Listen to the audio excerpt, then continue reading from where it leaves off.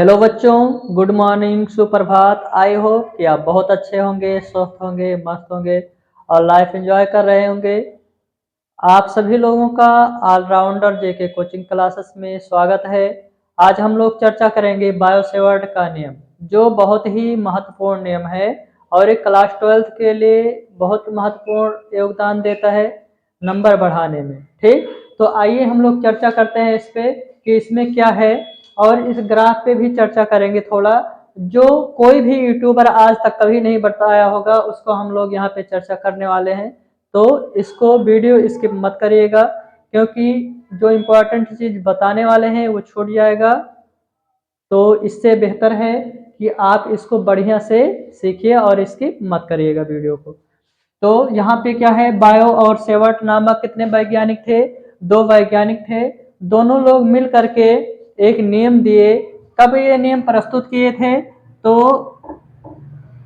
सन 1820 ईस्वी में इन्होंने इस नियम को दिया था, जिसे क्या कहा गया था? बायोसेवर्ट का नियम। क्या कहा गया? बायोसेवर्ट का नियम कहा गया। और यहाँ पे ये लोग किससे संबंधित नियम दिए थे? मतलब सबसे इम्पोर्टेंट बात ये जानना है इसमें, या सबसे महत्वपूर्ण बात इसमें ये है कि ये किसके लिए नियम प्रस्तुत किया गया था, बायोसेवर्ट का नियम। तो ये लोग बताए कि एक सीधा तार ले लीजिए, जिसे कहे कि ये धारावाही चालक तार है। क्या है? धारावाही चालक है। तो कहे कि एक तार में जब कहीं धारा प्रवाहित होती है तो उस तार के चारों ओर एक चुंबकीय क्षेत्र उत्पन्न हो जाता है। तो इन्होंने ये बताया, और इस चुंबकीय क्षेत्र को निकालने के लिए जो फार्मूला डेरिवेशन किए, उसी को क्या कहा गया? कि बायोसेवर्ट का नियम है। ठीक, तो चलिए इस पे चर्चा करते हैं। सबसे पहले हम लोग धारावाही चालक तार जो लिया गया है इस पे चर्चा कर लेते हैं, थोड़ा बहुत महत्वपूर्ण है। तो यहाँ पे अगर देखें तो यहाँ पे क्या किया गया है? एक चालक तार लिया गया। क्या लिया गया? एक तार लिया गया है, और इस तार में धारा आई यहाँ से प्रवाहित हो रही है। क्या है? धारा आई यहाँ से तार में प्रवाहित की जा रही है। तो जब तार में प्रवाहित करने लगे तो तार का एक बहुत छोटा खंड लिया गया, जिसे कहा गया अल्पांश खंड। क्या कहा गया इसे? डेल्टा एल लिखा जाता है, या इसको लिखते हैं डी एल लिखते हैं। इसे क्या कहा गया? अल्पांश खंड। अल्पांश मतलब बहुत छोटा खंड लिया गया इसका। और यहाँ से जब धारा इसमें प्रवाहित किया गया तो देखा गया कि इसके चारों ओर क्या उत्पन्न हो रहा था? चुंबकीय क्षेत्र उत्पन्न हो रहा था। क्या उत्पन्न हो रहा था? तो चुंबकीय क्षेत्र इसमें उत्पन्न हो रहा था, चुंबकीय क्षेत्र। और इसको दिखाया जाता है डेल्टा बी से, या किससे दिखाया जाता है? डी वेक्टर बी से दिखाया जाता है। तो यहाँ पे जो उत्पन्न हो रहा था, यहाँ पे क्या उत्पन्न हो रहा था? डी वेक्टर बी उत्पन्न हो रहा था। और ये बिंदु कहाँ पे उत्पन्न हो रहा है? तो देखिए, बिंदु ओ से स्मॉल आर दूरी पर एक बिंदु पी स्थित है, जहां पर चुंबकीय क्षेत्र बी उत्पन्न हो रहा है। ठीक, तो जब चुंबकीय क्षेत्र बी यहाँ से उत्पन्न होता है तो क्या होता है? ये स्मॉल आर दूरी पे स्थित होता है एक बिंदु पी, और इसके बीच में जो अल्पांश छोटा खंड लिया गया था, तो छोटे खंड को दिखाया गया डीएल। तो यहाँ पे जो रेखा यहाँ से मिलाया गया बिंदु पी और ओ को, जिसकी दूरी स्मॉल आर थी, यहाँ पे कोण क्या बन रहा था? थीटा। और जब इधर देखा गया तो यहाँ पे एक बिंदु और माना गया, क्योंकि चारों तरफ वो उत्पन्न हो रहा था। तो यहाँ पे बिंदु ओ से कहाँ पे? पी डैश पे चुंबकीय क्षेत्र उत्पन्न हो रहा है, जिसका नाम क्या रखा गया? D vector B. लेकिन महत्वपूर्ण बात यह है कि एक साइड में इसको क्रॉस दिखाया गया है। कहाँ पे? बिंदु पी पे क्रॉस में दिखाया गया है, और बिंदु पी डैश पे क्या दिखाया गया है? इसको डॉट में दिखाया गया है। इसका रीजन क्या है? तो इसका रीजन आप लोग बताइएगा। और यहाँ पे अभी हम लोग इसका चर्चा करेंगे कि ऐसा क्यों होता है, यहाँ क्रॉस क्यों दिखाया जाता है और यहाँ पे डॉट क्यों दिखाया जाता है, ऐसा क्यों होता है। तो इस पे हम लोग चर्चा करेंगे अभी बाद में। इससे पहले हम लोग समझते हैं बायोसेवर्ट के नियम में क्या क्या होता है।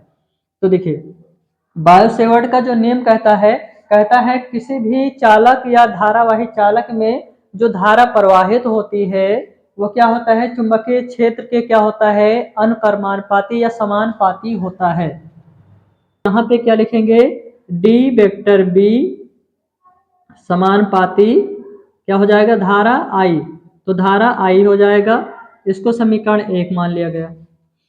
दूसरा चीज कहा कि जब धारावाही चालक में धारा आई क्या है, चुंबकीय क्षेत्र के समानुपाती होता है, तो यहाँ से जब ये आगे बढ़ रहा था तो यहाँ पे अल्पांश खंड की एक लंबाई क्या लिया गया, एक बहुत छोटा खंड लिया गया, डी एल लिया गया। तो यहाँ पे क्या हो जाएगा, जो यहाँ हो जाएगा डी वेक्टर बी समानुपाती हो जाएगा किसके, तो यहाँ पे डी एल के क्या हो जाएगा, समानुपाती हो जाएगा या अनुकर्मानुपाती। इसको समीकरण 2 मान लेंगे। क्या मान लेंगे इसको, तो यहाँ पे अब देखा जाए तो डी वेक्टर बी समानुपाती डी एल, मतलब अल्पांश खंड की लंबाई के क्या हो गया, तो समानुपाती या अनुकर्मानुपाती हो गया। यहाँ पे अगर देखा जाए तो बिंदु ओ से बिंदु पी तक के बीच की दूरी, तो यहाँ पे क्या लिखेंगे कि जो इसका चुंबकीय क्षेत्र होता है वो इसमें जो थीटा कोण बनता है, थीटा कोण कीजिए साइन, कोण कीजिए साइन के क्या होता है, तो ये भी क्या लिखेंगे, समानुपाती लिख देंगे, तो साइन थीटा के समानुपाती होता है। इसको समीकरण 3 बना देंगे। उसके बाद क्या करेंगे, तो यहाँ से अगर देखा जाए तो अब कौन बचा, आर, आर को भी कर लीजिए। तो बिंदु O और P के बीच की दूरी r है, तो यहाँ पे क्या लिखेंगे, जो इसके बीच की दूरी होती है, दूरी के वर्ग के क्या होता है, तो व्युत्क्रमानुपाती होता है। ये बनेगा समीकरण 4। तो यहाँ से ये चीजें समझ में आ गई। पहला पॉइंट, धारा के क्या होता है, तो समानुपाती या अनुकर्मानुपाती होता है। अल्पांश खंड की जो लंबाई, तार की जो लंबाई ली गई है, ये क्या होता है, तो लंबाई के भी क्या होता है, अनुकर्मानुपाती होता है। तो डी वेक्टर बी चुंबकीय क्षेत्र, जो इसके बीच में कोण बनता है, कोण थीटा बनता है, तो थीटा के भी क्या होता है, समानुपाती होता है। यहाँ पे इसके बीच की जो दूरी होती है, दूरी के वर्ग के स्क्वायर, वर्ग का मतलब स्क्वायर, तो दूरी के वर्ग के क्या होता है, व्युत्क्रमानुपाती हो जाता है। तो इतना पॉइंट समझ में आया होगा। अब यहाँ से हम आगे बढ़ने वाले हैं। यहाँ से क्या होगा, तो लिखेंगे समीकरण 1, 2, 3 व 4 से, समीकरण 1, 2, 3 व 4 से क्या हो जाएगा, देखो ये पक्ष इसका क्या है, बराबर है, तो यहाँ पे हम क्या लिखेंगे, डी वेक्टर बी, क्या लिख देंगे, डी वेक्टर बी लिख देंगे। और ये चिन्ह भी समान दिख रहा है सब में, तो समान चिन्ह दिख रहा है तो समान चिन्ह लगा देंगे।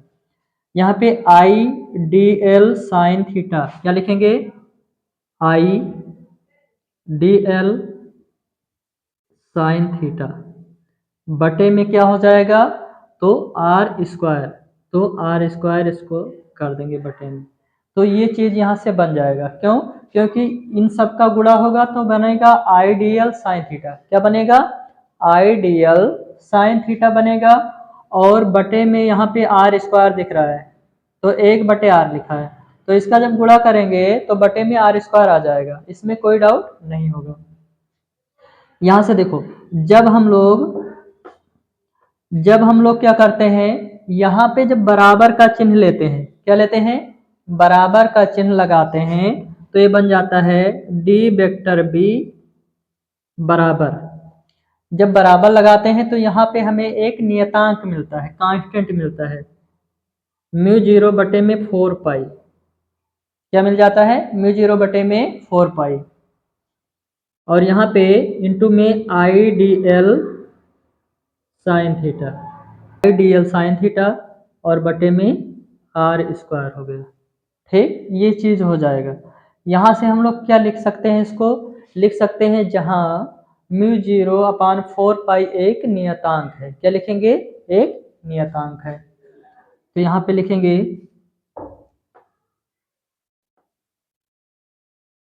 जहाँ म्यू 0 बटे में 4 पाई एक नियतांक है। म्यू 0 अपान 4 पाई एक क्या है? नियतांक है। तो नियतांक क्यों है इसको जानते हैं। देखिए, जो म्यू 0 अपान 4 पाई होता है, इसका एक मान निर्धारित होता है, एक मान होता है। वो मान जो होता है 10 के घात -7 होता है। तो म्यू 0 बटे में 4 पाई बराबर 10 के घात -7 होता है और इसका मात्रक जो बनता है न्यूटन प्रति एम्पियर स्क्वायर होता है। क्या होता है? न्यूटन प्रति एम्पियर स्क्वायर होता है। या हम म्यू का मान अगर पूछें तो म्यू का मान क्या आएगा? म्यू 0 बराबर क्या आएगा? तो 4 पाई गुणे में 10 के घात -7। इसका भी मात्रक क्या लिखेंगे? न्यूटन प्रति एम्पियर स्क्वायर लिखेंगे। ठीक, ये चीजें समझ में आ गई होंगी। यहाँ से इसका एक और मात्रक होता है। तो इसका मात्रक अगर देखें, मात्रक का बात करें, मात्रक, तो इसका जो मात्रक होता है वो क्या क्या होता है? एक होता है न्यूटन न्यूटन प्रति एम्पियर न्यूटन प्रति एम्पियर स्क्वायर होता है। और एक मात्रक क्या होता है इसका? इसका कहते हैं वेवर। क्या कहते हैं? वेवर प्रति एम्पियर। क्या लिखते हैं? चलिए, एम्पियर मीटर। तो क्या लिखेंगे? वेवर प्रति एम्पियर मीटर, ये भी एक मात्रक होता है। एक होता है न्यूटन प्रति एम्पियर स्क्वायर। तो ये इतने मात्रक इसमें होते हैं। ठीक, ये चीजें समझ में आ गई होंगी। अब चलिए इसको एक मात्रक और बनाते हैं। एक अगला नेक्स्ट मात्रक होगा, ये मान लीजिए फर्स्ट में आ गया, और सेकेंड मात्रक इसका ये हो गया, वेवर प्रति एम्पियर मीटर हो गया। एक इसका और होता है जो MKS पद्धति में, किसमें होता है? MKS पद्धति। तो MKS पद्धति में जो मात्रक होता है इसका, वो क्या होता है, इस पे हम लोग चर्चा करेंगे। चलिए, न्यूटन को हम क्या लिख सकते हैं? तो F बराबर ma लिख देंगे। F बराबर हमें पता है क्या होता है? ma। तो F बराबर जब ma होता है तो हम लोग क्या करेंगे? F बराबर ma हम लोग रख देंगे। ठीक है ना। अब यहाँ से क्या लिखेंगे? तो न्यूटन के जगह पे लिखेंगे द्रव्यमान गुणे त्वरण। लिख देंगे कि नहीं? लिख सकते हैं। और यहाँ पे है एम्पियर, तो यहाँ क्या लिख सकते हैं? एम्पियर लिख सकते हैं। तो एम्पियर तो मात्रक ही है, इसको बदलना नहीं है, मात्रक है तो उसको रखे रहिए, एम्पियर स्क्वायर रखे रहिए। ठीक है ना। यहाँ से हम इसको लिख सकते हैं अब किलोग्राम, इसको लिख सकते हैं मीटर पर सेकेंड स्क्वायर, और बटे में हो जाएगा एम्पियर, एम्पियर स्क्वायर हो जाएगा। अब देखो भैया, इसको हम नीचे ले आएंगे, सेकेंड स्क्वायर को नीचे लेके आएंगे, तो यहाँ बनेगा क्या? किलोग्राम मीटर, और यहाँ पे हो जाएगा एम्पियर स्क्वायर, और यहाँ हो जाएगा सेकेंड स्क्वायर बटे में आ जाएगा। इसको सबको अब एक साथ में लिख लीजिए, ये बन जाएगा किलोग्राम मीटर, यहाँ पे हो जाएगा सेकेंड इनवर्स टू, एम्पियर का इनवर्स 2 हो जाएगा। तो ये चीज आ जाएगा, यहाँ पे क्या आ जाएगा? इतना आ जाएगा। ठीक है ना। अब यहाँ से हम लोग चर्चा क्या करने वाले थे कि इसमें जो तार में इसमें क्रॉस दिखाया गया है, डॉट दिखाया गया है, तो डॉट और क्रॉस क्यों दिखाया गया है, ऐसा होता क्यों है, इस पे हम लोग चर्चा करने के लिए छोड़ दिए थे। चलिए इस पे चर्चा कर लेते हैं।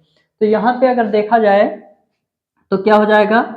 यहाँ पे एक हम तार बना लेते हैं, इसका नाम रखते हैं P और Q। ये अगर देखा जाए तो इसमें क्या कहता है? कागज के तल के लंबवत ऊपर की ओर और कागज के तल के लंबवत नीचे की ओर। तो यहाँ नीचे की बात करेगा तो यही होगा, है ना। होगा या नहीं? ठीक। और एक कागज का तल का लंबवत ऊपर बना दे रहे हैं, तो ये हो गया ऊपर, और इधर हो गया क्या? नीचे। तो यहाँ पे कह रहा है कागज के तल के लंबवत नीचे की ओर जो रहेगा, कागज के तल के लंबवत नीचे की ओर जो रहेगा वो क्रॉस से दिखाया जाएगा। किससे दिखाएंगे? क्रॉस से। तो इसे क्रॉस बना दिया जाएगा। ठीक है, आ गया समझ में। और जो कागज के तल के लंबवत ऊपर रहेगा उसको हम डॉट सिंबल से दिखा देंगे। किससे दिखा देंगे? डॉट सिंबल से दिखा देंगे। तो डॉट और क्रॉस क्यों होता है ये समझ में आ गया। अब देखो, ये एक तार है, तार के लंबवत इसको नीचे की ओर जब करंट प्रवाहित हो रहा है तो थोड़ा इसको इस तरह से बनाया जाता है, मतलब ऊपर से इसे नीचे की ओर जा रहा है।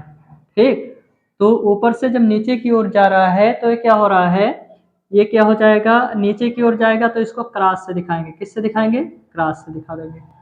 और जो इसका बाण होता है, बाण का जो पूंछ होता है, इसको इधर साइड में हम डॉट से दिखाएंगे, क्योंकि ये कागज के तल के लंबवत ऊपर की ओर है। ठीक है, तो कागज के तल के लंबवत ऊपर की ओर डॉट रहेगा, कागज के तल के लंबवत नीचे की ओर क्या रहेगा, क्रॉस से दिखाया जाएगा।